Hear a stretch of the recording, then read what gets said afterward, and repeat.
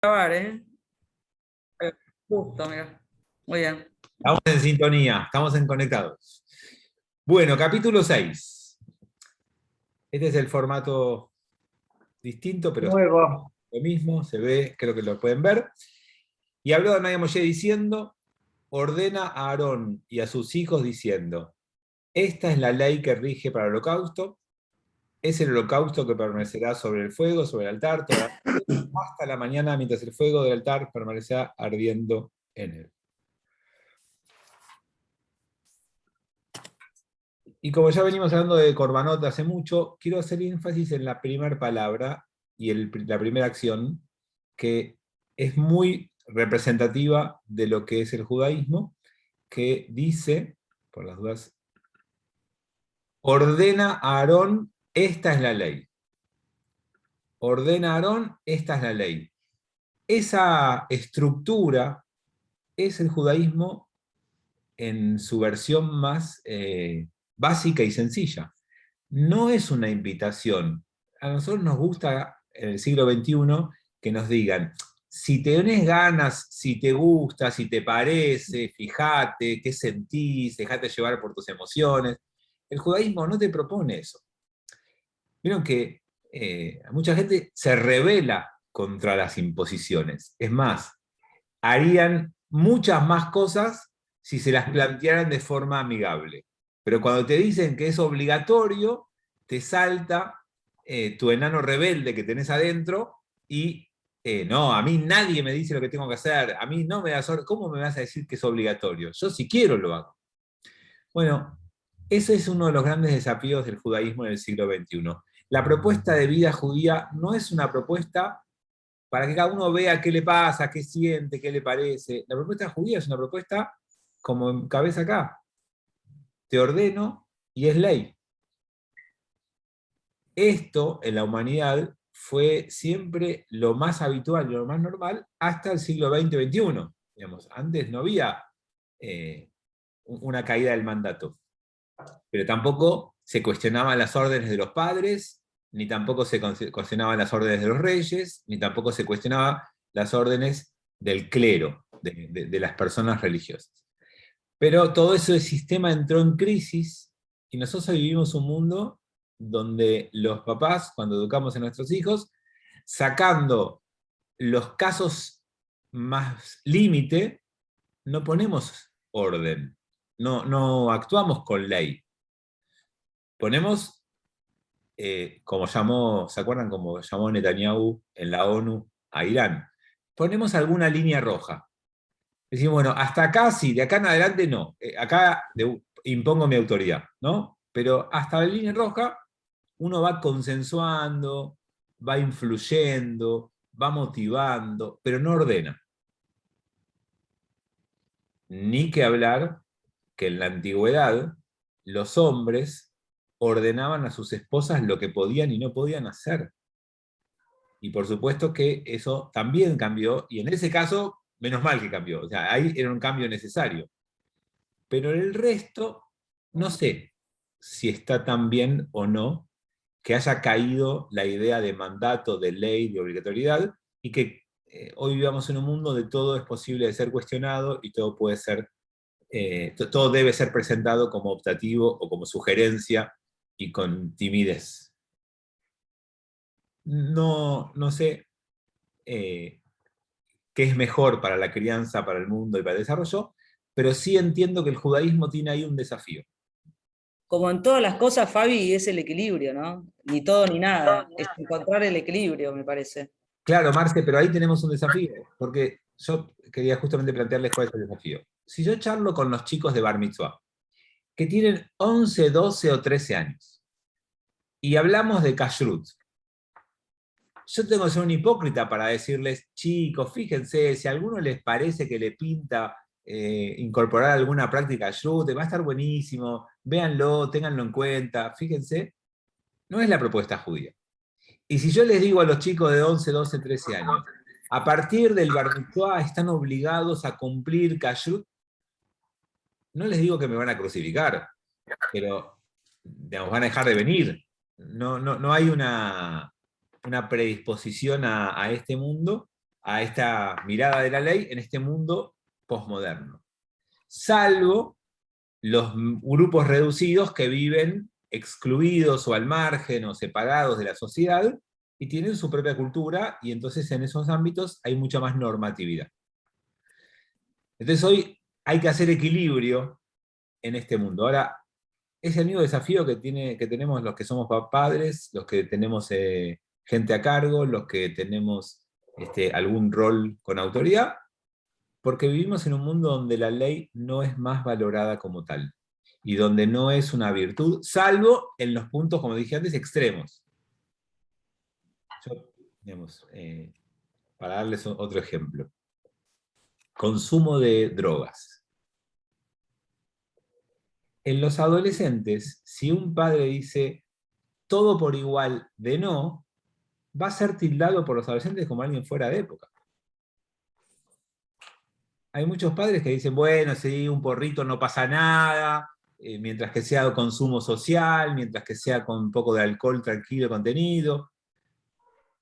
Y otros que dicen, no, mi hijo tiene prohibido acercarse a oler la botella de alcohol, ni ponerse un cigarrillo en la boca, ni siquiera de chocolate. Nada, es como que en muchos ámbitos desaparece el concepto unificado de que todos tenemos que sostener que la ley es la ley en las cosas que nos... Entonces, en este mundo, el judaísmo tiene este desafío. En el caso que cuenta la Torá, no hay problema, porque todas estas mitzvot no están vigentes. Solo estarían vigentes si se reconstruye el templo de Jerusalén. Y yo creo que Dios fue muy sabio al dejar que los musulmanes hagan una mezquita ahí, y que nosotros no podamos reconstruir nunca más ese templo. Aunque hay algunos judíos que sueñan con ese día, con ese momento, y esa reconstrucción, y tienen los planos preparados. No nos contamos entre ellos. Bueno, volvemos a la... Sí, Silvia. Una simple cosita, cuando hablabas el tema por ahí con el tema de la droga, incluso con la comida kashrut, creo que el tema es cuando das el fundamento de por qué conviene hacerlo, además de que es ley y de que se debe hacerlo, creo que ahí es donde encontrás el camino más adecuado, como vos bien decías. Si prohíbo tomar alcohol es una cosa, o que consuman droga, si lo prohíbo porque sí, y si otra cosa es que les explico por qué realmente, por qué es malo. Que vos lo haces en tus clases, incluso cuando hablas de la Torá, explicas el fundamento, entonces ahí la cosa cambia, ¿no? Claro, Silvia, lo que pasa es que los padres no fueron dotados con estudios pedagógicos, ni Sí. didácticos, y entonces la ley la recibieron de sus padres y la pueden transmitir como tal. El problema de nuestra generación es que estamos en un mundo bisagra, en donde varios de nosotros fuimos educados con la ley como autoridad de nuestros padres, y nosotros tenemos que ser pedagogos motivadores de nuestros hijos.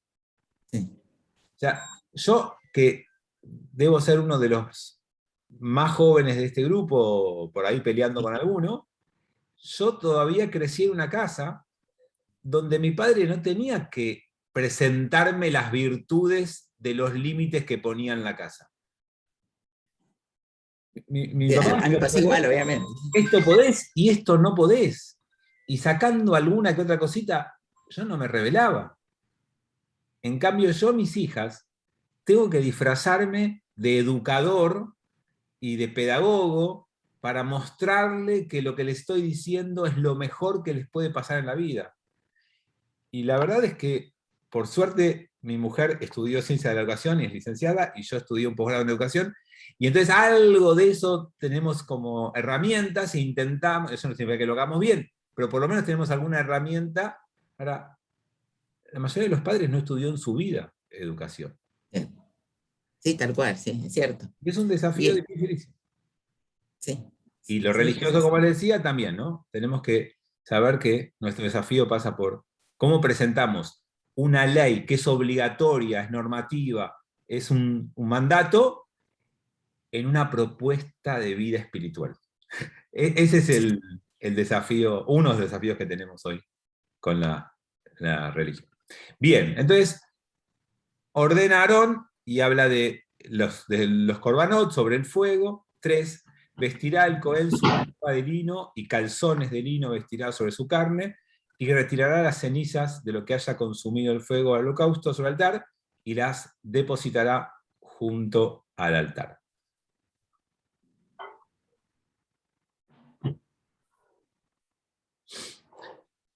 Siempre el tema de la vestimenta juega un lugar. Quiero recordarles lo que les digo siempre cuando hablamos de vestimenta. Acuérdense cómo se decía ropa o vestimenta en hebreo. ¿Alguien recuerda? Beged. Muy bien. Beged es ropa. ¿Y qué otra palabra tiene esa misma raíz? Del cuero, de La misma palabra forma la palabra traición. Traición. La raíz de ropa y traición es la misma raíz. Y eso lo que nos enseña, como siempre, es que Engaña. poner ciertas ropas puede ser que estés buscando engañar al otro. ¿No? El famoso tema de que la gente se suele disfrazar. Y por eso la tradición nuestra nos dice que solamente nos debiéramos disfrazar en Purim. Y eso te obliga el resto de los días a que te vistas de lo que sos, no de lo que no sos. También, Fabi, es para uno mismo, ¿viste? No sé si alguno vio la película Rocketman, la vida de Elton John, pero es justo de eso, trata de cómo él se pasó su vida disfrazándose, pero para ocultar quién era él de verdad, no solo por los otros, por él mismo. Porque eso también tiene que ver con los disfraces. A ver, no sé no entendí lo que hizo Elton John. Elton John, si ves la película Rocketman, Sí. que es fantástica, es la vida de él y está producida por él, o sea que es acorde a él. Él, como él era homosexual y no estaba bien visto, por supuesto, y tenía un padre malísimo y una madre pésima, él se ocultó y él salía, no sé si vieron los shows de él, pero él siempre salía disfrazado, tenía sombreros, tenía disfraces, siempre estaba disfrazado. Y de a poco en la película vas viendo cómo se va animando a sacarse todo ese disfraz y mostrarse quién es él. Pero perdón, Y porque quería ocultar su condición sexual, digamos, su homosexualidad. no solo todo, su sensibilidad, su amor, Ah. porque como era un pibe no querido, porque su papá no lo abrazaba, nadie lo quería, él se sentía como refugiado en su disfraz y en su canción. Pero sus seres queridos no lo reconocían como el gran músico que era. Todo el mundo lo reconocía, pero viste cómo es. Si tus papás no te reconocen, para vos no vales nada. Y eso es lo que le pasaba a él. Y por eso usaba esos disfraces fantásticos, que a todos nos parecía fantástico, pero si lo escuchás a él, decís, ah, mírenla, es un peliculón. Está bueno lo que trae Marce, digamos, para pensar que muchas veces nos vestimos porque no queremos ser vulnerados en nuestro ser. Digamos, es una coraza, es como una armadura en el caso de lo que vos traes. Y o sea, uno no solo se viste para parecer quien no es, sino a veces nos vestimos para defendernos y protegernos, porque es la manera en la que tenemos de presentar batalla en este mundo que a veces es bastante cruel y agresivo. Pero bueno, esta precaución que trae en este caso la Torá tiene que ver con las vestimentas del Cohen, que al hacerlo vestir de lino con algo simple, no elaborado, no desarrollado, en medio de un pueblo que acaba de salir de un lugar donde los sacerdotes se vestían con ropajes fantásticos y eran los poseedores de los grandes bienes del lugar, el Cohen se viste con ropas sencillas y simples. O sea, lino, como toda vestimenta, es parte de un mensaje muy fuerte cuando acabas de salir del lugar donde los sacerdotes tenían ornamentos de todo tipo. Bueno, la tarea del Cohen no solo es una tarea elevada, sagrada, de contacto con Dios, sino que además tiene que ponerse esa ropa y ocuparse de las cenizas. ¿Está bien? La humildad y la diversidad de las tareas de toda persona debe ser siempre un valor dentro de nuestro pueblo.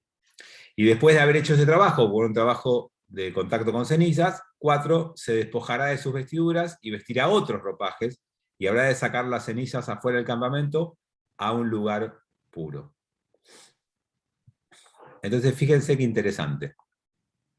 Cuando vos conducís un ritual para ayudar a alguien a dejar de lado una transgresión, un error, un agradecimiento, porque estás siendo un facilitador del rezo del otro o del ritual del otro, tenés que ocuparte de todo. No estás solamente para la foto, no estás solamente en el lugar de importancia. Después te ocupás de las cenizas, después te ocupás de llevarlas afuera. Es decir, que la tarea de un Cohen, de una persona encargada del ritual, debe ser una tarea que incluya desde el comienzo hasta el final. Yo les quiero contar algo que me pasaba a mí cuando era adolescente, rebelde.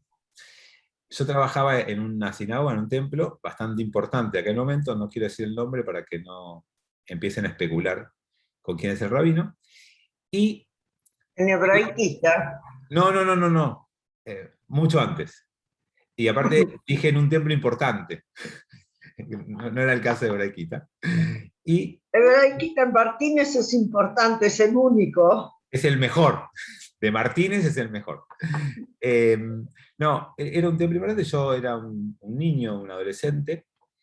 Y me acuerdo que los sábados a la mañana, cuando había ceremonia de Bar Mitzvah o un servicio religioso, como yo trabajaba ahí preparando chicos para Talmud Torah, llegaba temprano, el servicio empezaba, no me acuerdo el horario, pero sumamos 9:30, en términos de un servicio de hoy. Y más o menos a las 10:15 sale la Torah. Bueno, el rabino llegaba 10:15. Cuando ya estaba la Torah, o sea, toda la parte, no, era para el resto, que lo hagan el resto, él llegaba 10:15, recién bañadito, con todo el pelo mojado, y hacía su entrada principal en el momento central del servicio. Y a mí me parecía malísimo eso. O sea, yo era un nene, no se lo dije nunca a nadie, no importa, no. Pero me parecía pésimo. Digo, ¿qué mensaje es ese? Bueno, en esa estructura viene atrás y dice, vos sos el Cohen, sos el máximo representante, bueno, ocupate después de que se fue la persona, limpiar las cenizas, sacarlas vos. No estás para el momento culmine, no sos la estrella. Sos el que debe conducir el ritual completo. Y entonces me parece que este mensaje de humildad que está muy presente en la Torah nos viene bien a todos, no solamente a los rabinos, que tenemos que hacer de esto un ejercicio permanente, porque es difícil mantener la humildad en estos lugares. Es un ejemplo para todos. Digamos, uno debiera poder trabajar siempre su humildad. Lo que no significa que a veces no haya que aprovechar al máximo el tiempo más valioso de la gente que tiene, no sé, por ejemplo, no sé, yo lo veo a Saúl acá, ¿no? Saúl es un anestesista muy destacado en lo que hace. Si uno quiere aprovechar el tiempo de un profesional de primera y ordena las cosas de forma tal de que él llegue justo para el momento importante, porque digamos, el trabajo previo lo puede hacer una persona menos calificada, pero el momento de, no sé, estoy diciendo un ejemplo, Saúl, perdón que te tomé como ejemplo, ¿no? Pero está bien, obviamente, que a veces es mejor ser eficiente en lo que dicen. Ahora, una cosa es que uno busque la eficiencia y otra cosa es la soberbia, ¿no? Y eso es lo que no debemos permitir. Y entonces yo me propuse como rabino, entre otras cosas, estar siempre en el comienzo de la ceremonia. Y aunque no, a veces... Fabián, Sí. no hay algo más lindo que el anestesista te salude antes de operación. Te lo puedo asegurar. Mira, Saúl, tenés que laburar más. Claudio. Vos sos un ejemplo de lo que estás mencionando ahora, y te lo voy a recordar delante de todos. Y me gustaría que pronto volvamos a esa experiencia. Los viernes a la noche, vos bajás de la bimá, sos el primero, te pones en la puerta del templo y saludabas uno por uno. Ojalá que pronto volvamos a esa experiencia. No sabes cómo extraño ese momento, Clau, pero la verdad es que hoy no se puede, ojalá que pronto se pueda, pero es una de las cosas que más extraño, que la verdad que me disfrutaba un montón hacer eso, y sé que muchos me insultaban por dentro por eso, porque los que querían salir rápido decían, hay cola acá, no se puede pasar, y demás, pero... La mayoría lo esperamos, Fabi. Yo también, espero que pronto vuelva. Gracias. Bueno, entonces se va con las cenizas afuera, 5, y el fuego sobre el altar arderá en él, no habrá de apagarse, y quemará sobre él el sacerdote leñas mañana. Bien. Otro de los desafíos del Cohen es mantener el fuego encendido. Y esto es literal y esto es simbólico como definición de qué es un Cohen. Un Cohen debía mantener el fuego del altar encendido, un Cohen debe mantener el fuego de la espiritualidad, de la pasión, de la religión, encendido en la gente. Esa es la función de un Cohen. Cuando lo que uno hace ejerciendo su tarea extingue el fuego del otro, se equivocó de profesión. Uno tiene que mantener el fuego prendido. Eso es despertar y mantener siempre la pasión de la espiritualidad, del ritual, de la religión. Por eso les decía que la paradoja que tenemos hoy es que el concepto de mandato o de ley en el siglo XXI extingue el fuego de la pasión. Entonces se los quiero plantear como en algún momento planteó el movimiento Masortí el tema de viajar en Shabbat. Nosotros tenemos el mandato de que el Shabbat lo podamos empezar en un ritual gratificante que nos llene el alma llamado Kabbalat Shabbat. Y por otro lado tenemos el mandato de la ley judía de no viajar en Shabbat. Cuando en la década del 50, 60, en Estados Unidos, las comunidades que tenían a su gente alrededor empezó a cambiar porque la gente se mudó a los suburbios y se alejó de los centros urbanos, atraídos por el progreso económico, por los cambios sociales, por la tecnología que les permitía llegar en tren muy cómodamente y demás, bueno, los judíos se alejaron. Y entonces estaban en la paradoja de ¿qué hago? ¿Mantengo el espíritu del Shabbat y viajo igual? ¿O mantengo la ley de no viajar y me quedo Shabbat en mi casa?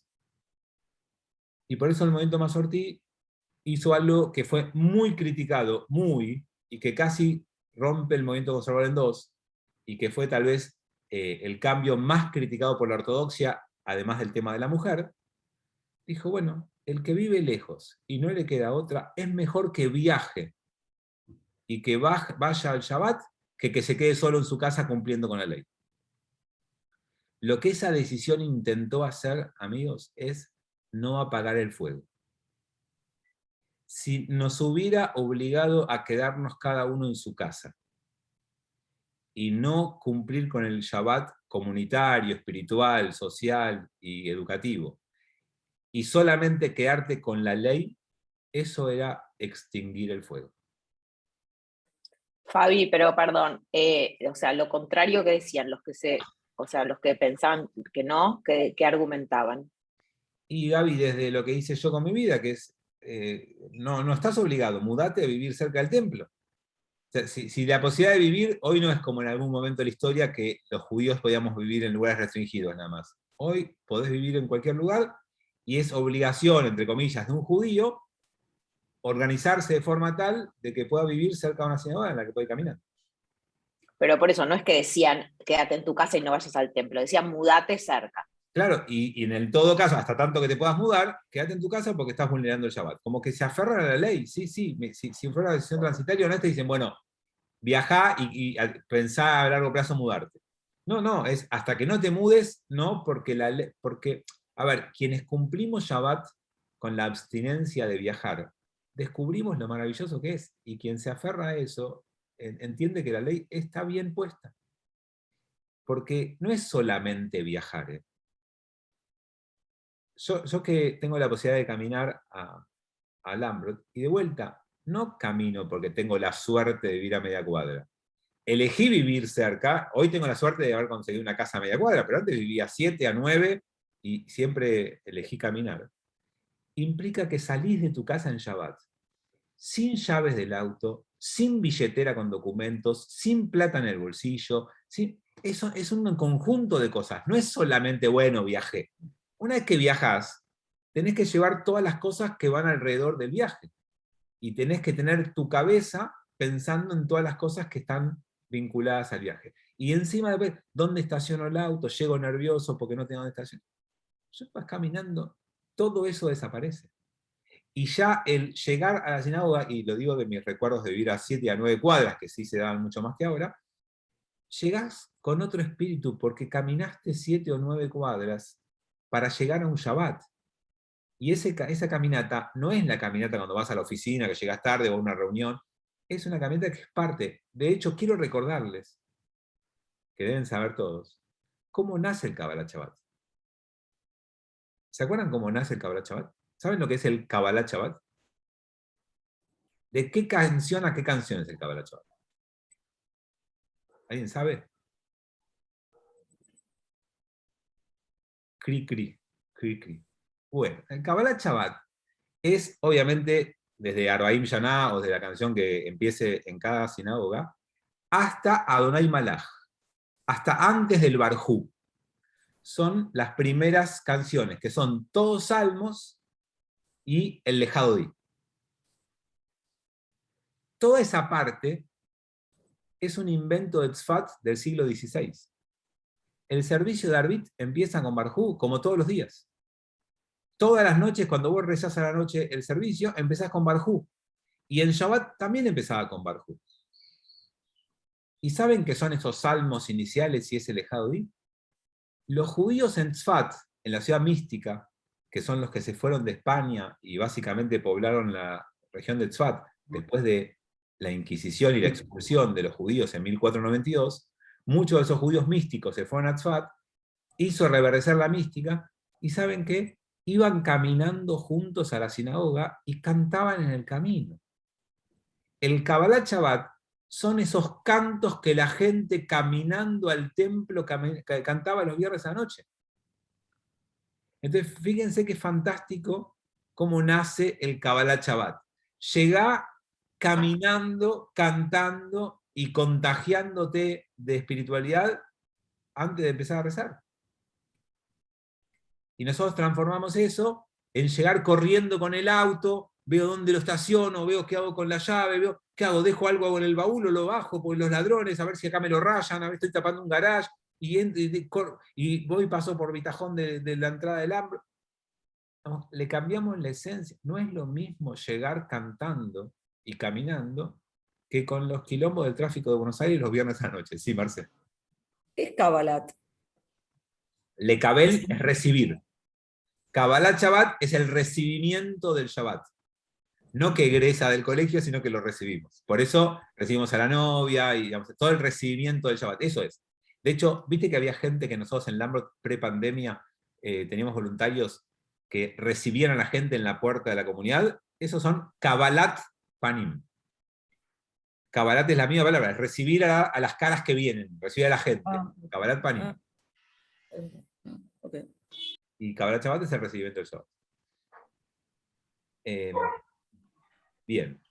¿Me permitís muy breve? Sí, por supuesto, Tommy. Cortame, por favor. Yo iba a un templo, no viene el caso cuál. Bueno, mi experiencia personal, yo me iba a lo de mi abuela, entonces todo eso tenía un significado, entonces yo interpreto perfectamente lo que estás diciendo. Pero ¿qué pasaba?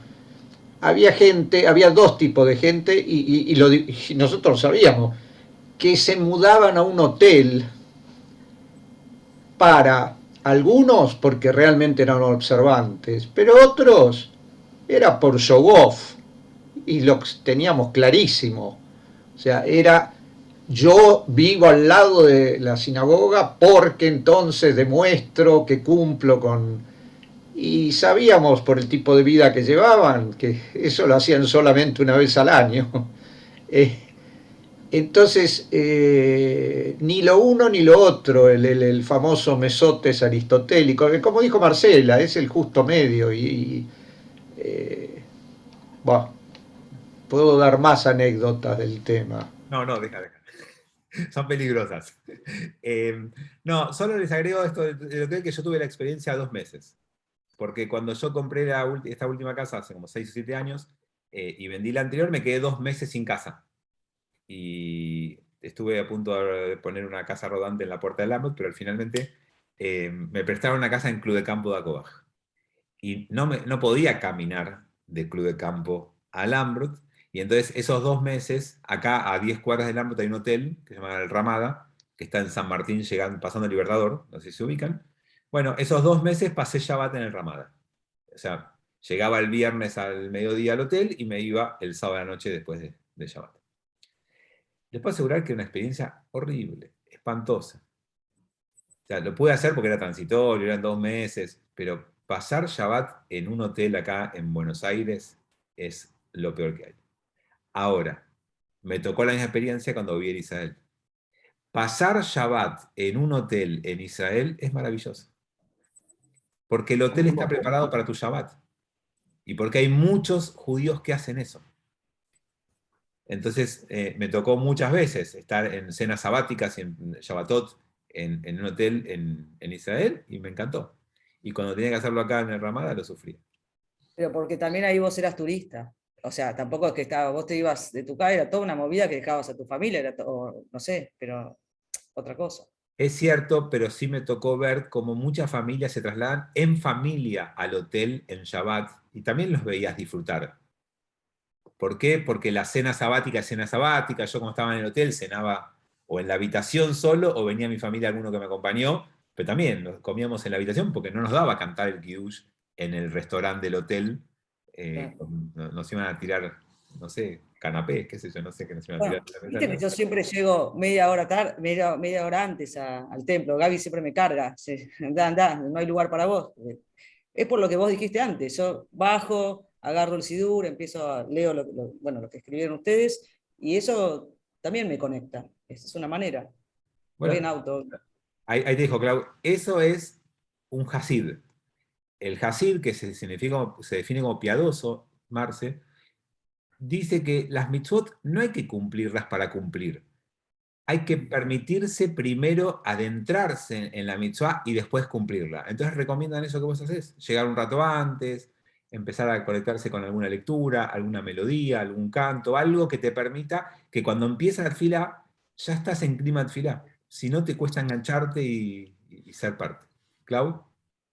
Yo viví la experiencia de pasar todo un Pesaj en Israel con toda la familia de mi mujer. Y teníamos asignada en un hotel una mesa y todos rezábamos al mismo tiempo. Fue algo extraordinario. O sea, comparto con vos que vivir un Shabbat allá en un hotel o todo Pesaj completo es una experiencia única. Sí, es buenísimo. Pero igual quedémonos acá, no nos vayamos. Sí, Mónica, vos estás en Israel, contanos.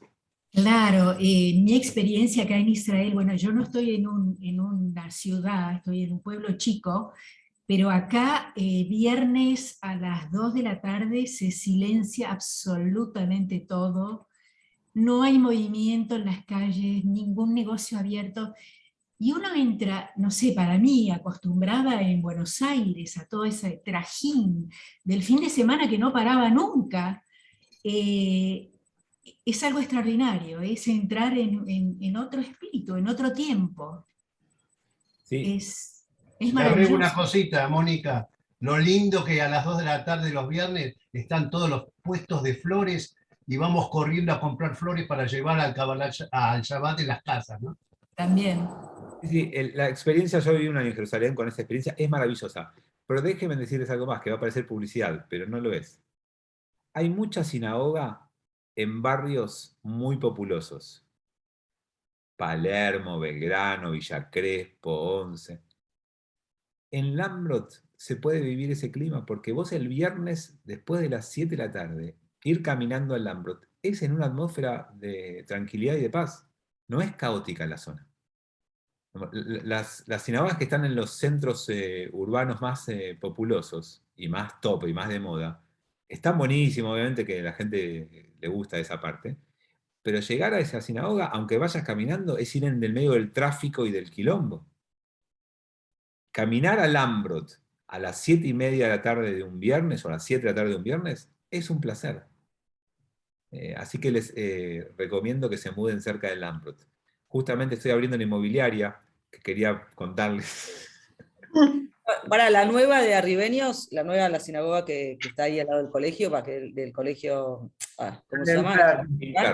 Alifer, ahí es re tranqui. Bueno, yo vivo a 2 cuadras de ahí, igual sigo yendo a Lambrot, así que, pero acá es re tranqui, donde abrieron esta zona yo camino ahí siempre, es linda, es tranqui, es como Lambrot, o sea, a mí también me gusta Lambrot porque es muy tranqui, pero esta también, no es Amijay, que está, bueno, metida en el barrio chino, ¿qué va a hacer? Claro, Pero y bueno, no es como NSI tomando a Arlene Fern, que se mudó, antes la sinagoga estaba en Arcos, y es un caos Arcos.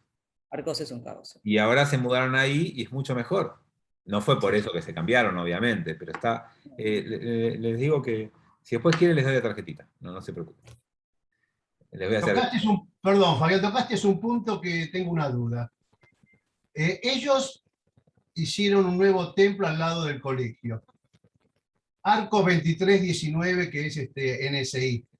Yo fui socio cuando nací ahí, directamente. Mi padre fue fundador. ¿Qué se hace con ese? Porque aparentemente lo van a vender para propiedad horizontal. ¿Está bien eso, teniendo un templo nuevo en otro lado? La halajá definió esto, Claudio, hace muchos años. Y la halajá dice algo que va a sonar feo lo que voy a decir, pero déjenme explicarlo, ya se los conté alguna vez. Pero no se apuren a condenarlo. La halajá dice, la santidad va con el dinero. ¿Qué significa este concepto? Que parece que suena feo. Que si vos tenés una propiedad o un elemento religioso con el cual se cumplen mitzvot, si vos lo necesitás vender, lo podés vender si con el dinero haces algo de la misma o mayor santidad que lo que tenías hasta ahora. Entonces, si vos tenés un edificio que usabas como sinagoga, y geográficamente o por la mudanza o porque tu estrategia te conviene vender esa propiedad, solo lo podés hacer si con lo recaudado en esa venta lo invertís en otra sinagoga o en algo más elevado, por ejemplo una casa de estudio, o algo más elevado, por ejemplo casar novias, como un fondo de casamiento de novias. Entonces, se podría hacer siempre y cuando los fondos se apliquen a proyectos de igual o más santidad. Eso es lo que definió la hace muchos años y me parece súper sabio. Porque Gracias. yo les quiero recordar que los judíos, vamos a hacer ventanitas, pero creo que esos todos son temas que tienen que ver con el estudio judío. Los judíos en toda Latinoamérica, cuando llegamos como inmigrantes de Europa a comienzos del siglo XX, ¿no? O a mediados del siglo XX, nos establecimos en lo que acá sería el 11, o Parque Patricios, o lugares así muy, muy céntricos. Y cuando pasaron los años, nos fuimos acomodando un poco mejor como comunidad y nos fuimos trasladando a lugares más lindos. Y el movimiento geográfico acá se movió hacia Belgrano, hacia Palermo, hacia Villa Crespo, hacia zona norte, y entonces las sinagogas quedaron donde la gente no vive. Y eso dificultó mucho. Y esto pasó en Brasil, pasó en Chile, pasó en México, pasó en todos lados. Entonces la mejor solución, Claudio, en eso no es aferrarse a un edificio que ya no está más donde debiera estar, sino poder venderlo y con ese dinero construir un edificio que cumpla mejores funciones donde los judíos se fueron asentando. Y ese es un movimiento que pasó en toda Latinoamérica. No es el caso de NSI. NSI tiene que ver con una decisión estratégica de poner el centro comunitario al lado de la escuela y no mantener dos edificios tan alejados, que es una incomodidad para ir y venir, pero digamos, no me voy a meter en el tema de NSI. Bien, un ratito más de Torá. 6. Un fuego perpetuo habrá de arder sobre el altar, no habrá de apagarse. Esto se los quiero mostrar en hebreo, porque es un tema importante. Tarda un poquito el cambio, pero es. Esh tamid tukad ala mizbeach lo tijbe. Lo que este Esh tamid es el hermano del Ner tamid. Esh tamid, ¿todos saben lo que es el Ner tamid? El Ner Fuego tamid, eterno, luz eterna. claro, es lo que hoy tenemos arriba del Lambrot, como que hay un platito con una luz prendida todo el tiempo. Eso es un Ner tamid. O Esh tamid es lo que estaba en el templo de Jerusalén. El templo debía tener un fuego siempre encendido. Que no, ya lo dijimos antes, es la mejor metáfora de lo que significa la religión. El fuego debe estar siempre encendido. El día que se apague el fuego, estamos en problemas. Y ese es el desafío. Lo que hacemos los que trabajamos en esto es mantener ese fuego prendido. Y todo lo que hagamos tiene que ser tendiente a lograrlo, a poder sostener esto. Saben que no miré los chats, pero a ver si quedó algo. Uy, esto le quedó recontra viejo. Los antivacunas son un buen ejemplo de un problema actual. Hablamos de la normatividad, de la obligatoriedad, Roberto, ¿a eso te referías? Sí, me refería a no acatar una ley que ahora es voluntaria en lugar de obligatoria, pero que ha generado un problema serio en muchos lugares. Sobre todo en Estados Unidos, donde hay un 30-40% de la gente que no se quiere vacunar, y la pandemia sigue siendo un problema enorme a pesar de que tienen toda la vacuna disponible. Sí, esos problemas son graves cuando la consecuencia afecta al resto. Cuando es un tema personal, en donde cuando cada uno se puede tomar sus decisiones sin afectar al resto, es más sencillo. Ahora, el tema vacunas, ¿no? Hay gente que tiene que tener libertad de conciencia para decidir si vacuna o no. Pero si la gente decide no vacunarse, hace que el virus siga circulando y impide que se erradique la pandemia. ¿Qué preferimos? ¿Dónde ponemos el acento? ¿No? Son paradojas, son, más que paradojas, son dilemas que tienen difícil solución. Es el gran choque entre dos valores. El valor de la libertad individual y el valor de la salud de todos, ¿no? Son dos valores que colisionan y hay que elegir uno. Y esos son los famosos dilemas complejos. La construcción del tercer templo está en la misma situación que la llegada del Mashiach, que esperemos que nunca pase. ¿A eso te referís, Claudio? Que vos dijiste la utopía del tercer templo, que por suerte está la mezquita. Por eso, que no llegue, que nos deje vivir en donde cada uno quiera vivir.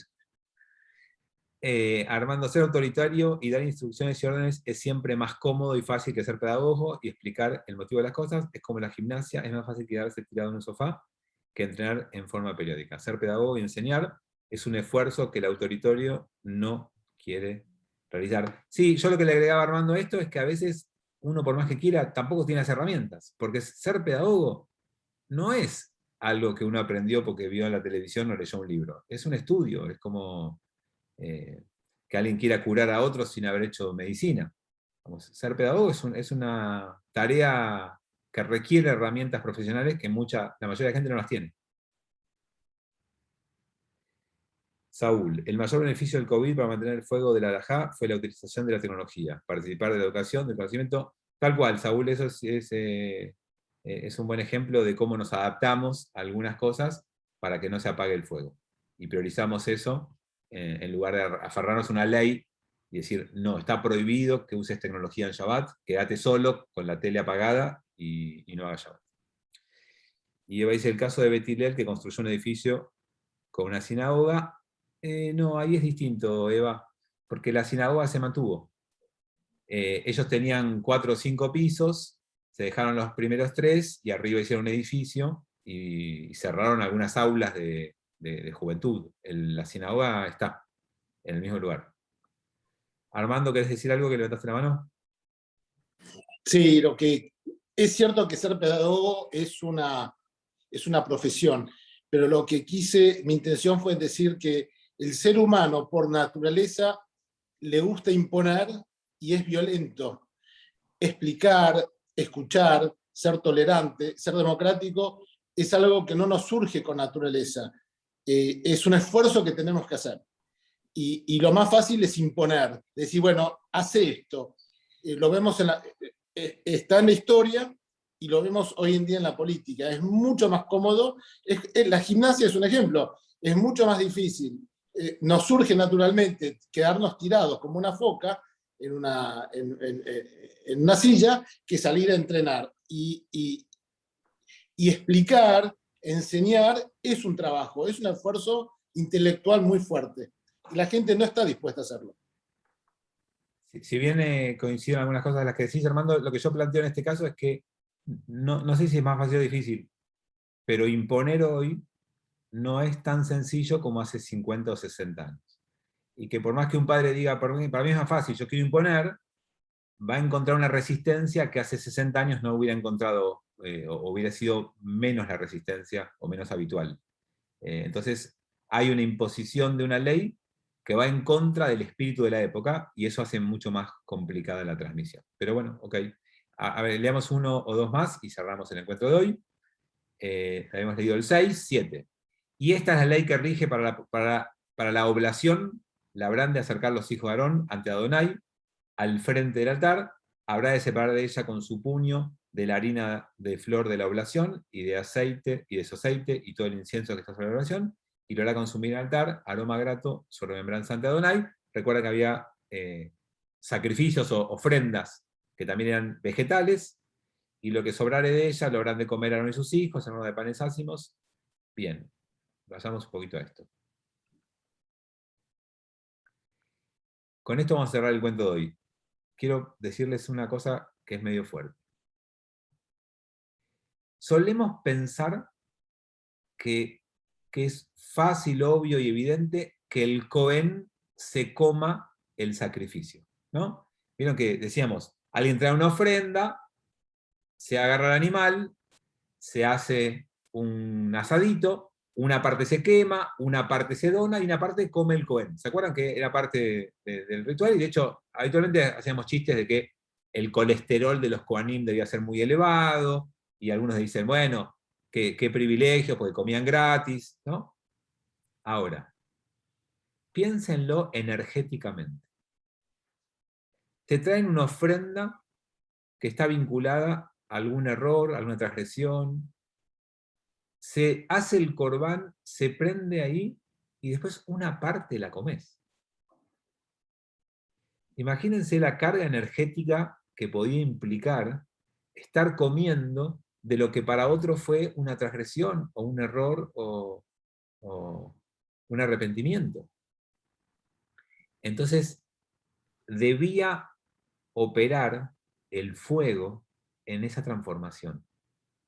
La persona podía llegar con una carga negativa, pero tenía que ser el Cohen quien transforme eso en algo positivo que después les permita comer de eso. Entonces, se los quiero poner en esos términos. Cuando uno se acerca a una sinagoga hoy, en el siglo XXI, muchas veces uno trae consigo una carga emocional negativa, una frustración, un dolor, un problema, una dificultad. Uno a veces llega con energía negativa. La experiencia de la sinagoga debe ser transformadora, porque si no, el rabino hoy en día se iría a su casa con la carga negativa de todo lo que pase ahí. Y yo les puedo asegurar que yo me voy los viernes a la noche del Lamed feliz. Me iba mal cuando estaba solo. Cuando yo transmitía y ustedes estaban en sus casas, la gente me decía, pero te veo un poco triste. Y estar solo ahí adentro es triste.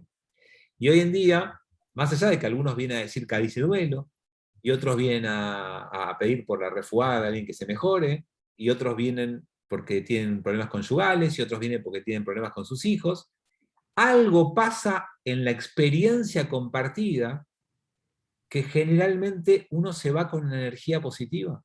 Y de hecho, lo que Claudio decía, cuando yo me ponía en la puerta y saludaba, yo veía a toda gente plena, no solía ver mucha gente muy triste, sacando los que estaban en la semana de duelo, que obviamente habían dicho el Kadish, porque había fallecido un ser querido hacía 1, 2 o 3 días. Sacando esas familias, el resto se iba pleno. Entonces, yo les diría así, que la experiencia comunitaria actual, de esa experiencia del templo, es, yo llego con mi comida para hacer un corbán por un error, y me voy después de haber disfrutado un asado con el Cohen. Y en términos de hoy, yo puedo llegar el viernes con alguna angustia, algún problema, algún miedo, alguna inseguridad, alguna frustración, y después de la experiencia comunitaria me tengo que ir más pleno de cómo llegué. Si eso pasa, el fuego está prendido. Cuando eso no pasa más, algo está fallando con ese fuego. Hay que volver a alimentar el fuego para que nos vayamos después de esa experiencia no cargados de una energía negativa, sino todo lo contrario. Bueno, amigos, con esto cerramos el espacio de hoy. Si alguno mañana o pasado quiere prender YouTube o acercarse, si es que se anotó, va a ser un placer compartir el Shabbat de la celebración del Bat de mi hija más chiquita, y si no, nos vemos el jueves que viene en este mismo horario. Cuídense. Nos vemos mañana. Buen día. Nos vemos. Chau. Chao, gracias. Gracias. Gracias.